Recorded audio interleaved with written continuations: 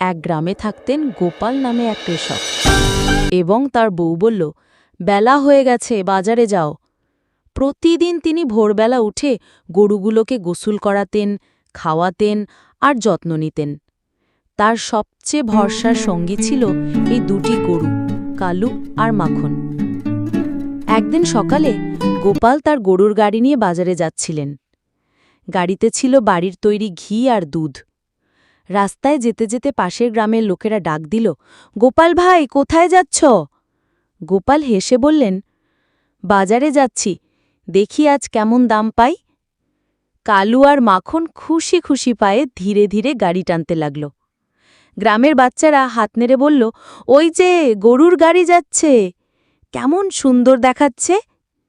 গোপাল মনে মনে ভাবলেন, গরু আর গরুর গাড়ি শুধু চলার বাহন নয়, এরা গ্রামের প্রাণ। সেই দিন তিনি বাজারে ভালো দামে দুধ ঘি বিক্রি করলেন আর ফেরার পথে গরুগুলোর জন্য গুড় কিনে আনলেন। গরুগুলো আনন্দে লাজ নাড়তে নাড়তে গ্রামে ফিরল।